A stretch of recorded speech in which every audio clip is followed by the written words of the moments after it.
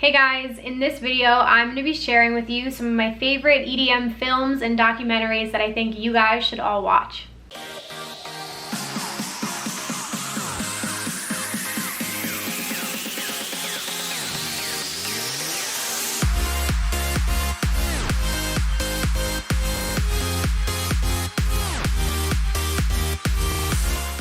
What's up you guys? Welcome to the video. Obviously, as an EDM and music festival fan, I have watched tons of films and documentaries on this subject, and I figured I've watched enough now that it was time to put together a list for any of you guys who maybe are a little bored right now or have extra time on your hands during quarantine and you need some new things to watch. So I'm going to be going through my list of favorites and then a couple that maybe missed the mark a little bit for me personally. I'll also list everything down below in the description box and post where you can watch it and if it's still available. A couple of them were a little tricky to find, but I will list that down below. Before we jump into things, if you guys are new here, welcome to my channel. I would absolutely love it if you would hit the subscribe button, give this video a thumbs up, and go ahead and follow along with me on social media. I'm at Kapotes on pretty much everything. And if you're looking for extra EDM content, every Wednesday I put out a podcast called Rave Culture Cast, which is all about the music festival and EDM community. So there's plenty of content to go around. With that being said, let's just jump right into the list. Okay, so the first one I want to start out with is one of my favorite movies of all time, and it is called Under the Electric Sky. It is the EDC Las Vegas documentary. It's all about the 2013 festival, and it follows Pasquale Rotella, who is the owner and founder of Insomniac Events. And it's basically broken into two separate parts. One of it is following Pasquale and his team as they build EDC Las Vegas, so it shows you all the behind the scenes work that goes into it, which I think is really, really cool. And then on the flip side, it follows a few different ravers and their rave families who are going to attend the event in 2013. They're all different types of people, all different age ranges. They all have their own unique stories, and they're all personalities. They're so much fun. I seriously have watched this movie I don't even know how many times. My best friend Tara and I watched this and made candy before every EDC Las Vegas we went to for the past 5 years. So it was essentially a part of our tradition. If you're a raver, if you love EDC or Insomniac Events, you guys, this is a can't miss.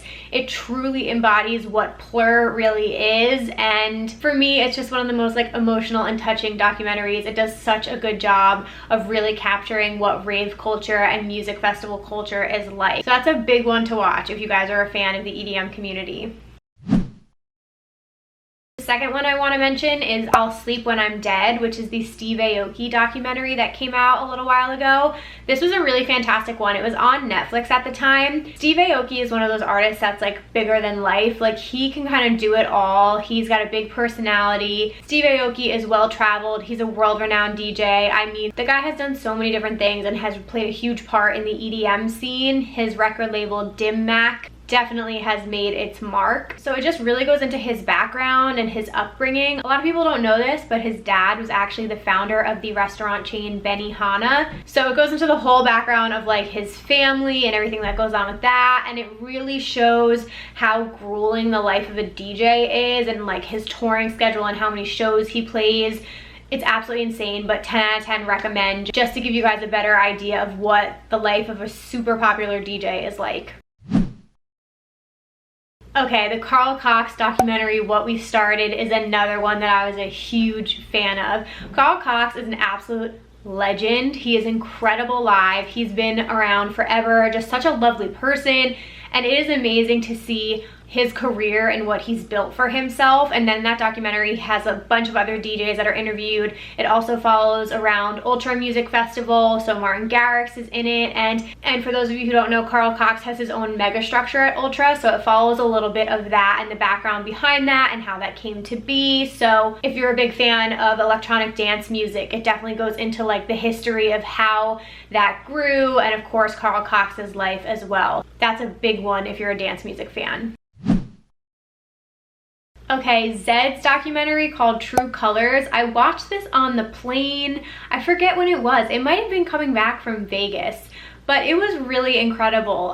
There's a lot to Zedd that people don't really know, and he is such a talented musician and producer. And this one was all about sort of the making of his album True Colors, which dropped in 2015, which was a smash hit for him. So many iconic songs came off of that album, but it was really cool. He did all these like secret parties, which I had no idea about, but he themed them after a different color. So one party was like the yellow party, one was purple, one was red, and they were all completely different experiences that he built for his fans. It was this whole thing. It was amazing what he did. And like scavenger hunts were involved, and it was really cool. So he basically was playing one song per color, and the fans got to hear it before the album came out. It was a whole experience he built behind this album, so that one was fantastic. If you guys are like on the fence about Zedd, or you just don't know that much about him, I would watch that because it really does show you like who he is as a person as well as an artist.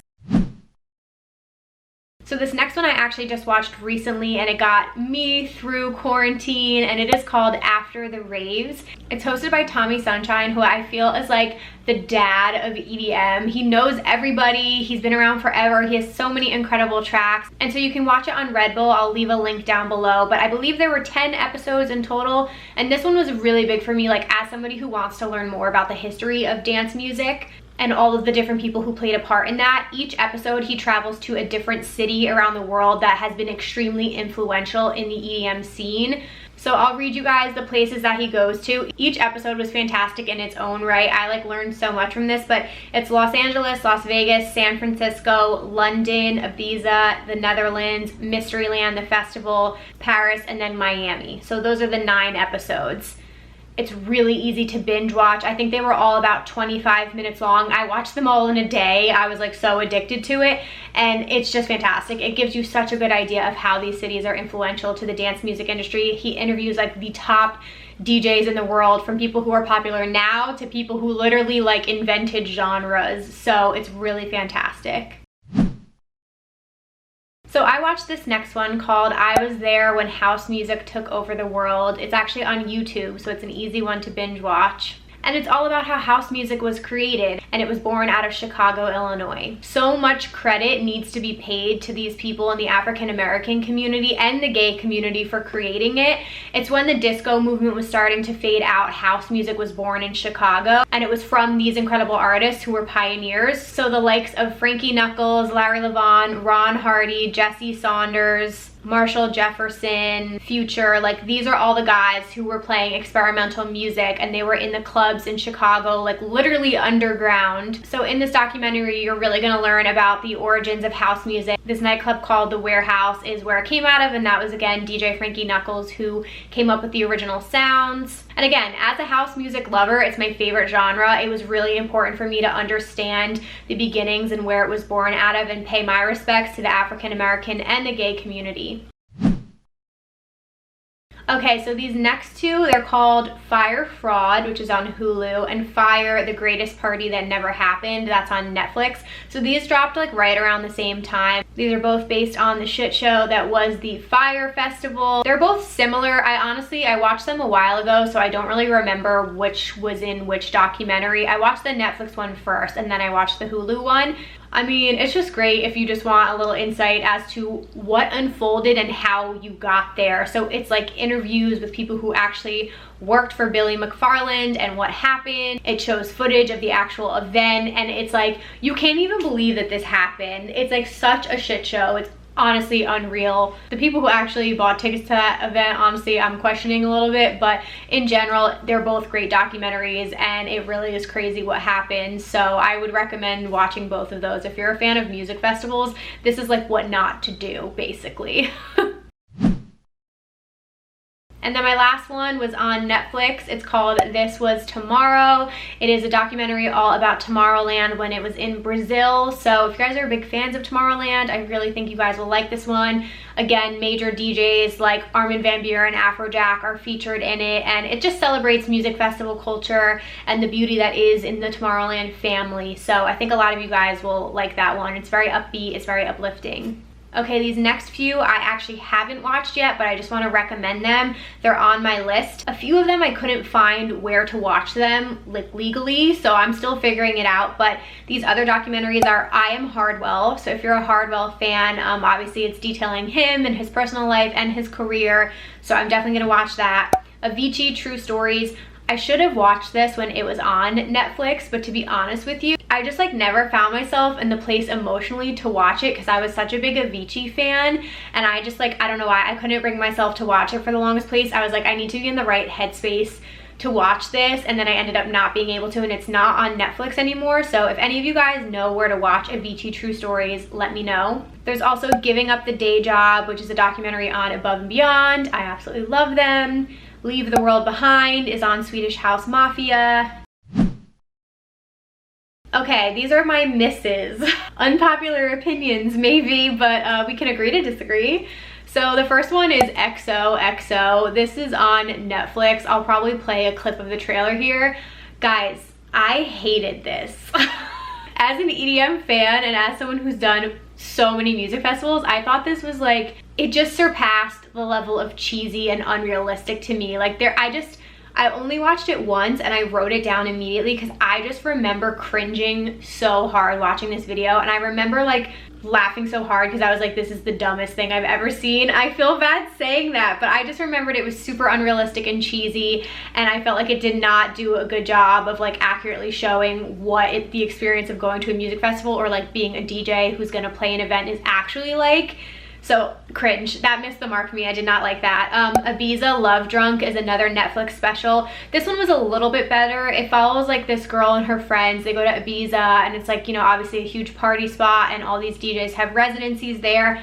She falls in love with the DJ. The best part of this movie is that the DJ is played by Richard Madden, aka Rob Stark, who, so good looking, it's painful. Some eye candy in the movie, that's all I'm gonna say. But the thing itself, again, a little too cheesy, a little bit too much for me, so I was kind of like about it. I don't even think I finished watching the movie, to be honest with you, now that I think about it. And the last one is We Are Your Friends. So this is another one. I think I watched parts of it. I need to go back and give it another chance. You guys let me know if you like it. This one is with Zac Efron. He plays like an up-and-coming DJ. Emily Ratajkowski is in it, that like absolutely beautiful supermodel. I don't know, I just went back and watched the trailer, and the trailer kind of made me cringe. I feel like any movies where they're trying to portray a DJ or what like a DJ life is like, or rave culture life, like it just like misses the mark. So I'll watch this one again, but for right now, it's not that high up on my list of things to see, if you know what I'm saying. Okay, you guys, this video was long enough. I hope you enjoyed it. I hope you have some new recommendations now to go out and watch. There should be plenty to fill up a whole weekend of quarantine for you guys. If you have any more recommendations of films or documentaries for EDM fans, please leave them down below in the comments. And also, if you liked any of these films, let me know. Maybe I need to give them a chance again. Thank you guys so much for watching. Again, please give this a thumbs up if you enjoyed it, and I would absolutely love it if you guys would hit that subscribe button to come join the family. You can also follow along with me on social media at Emma Kapotes on Instagram, Twitter, and TikTok, and at Hey There Emma on Snapchat. That's all I've got for you guys. I will see you in my next video. Bye, guys.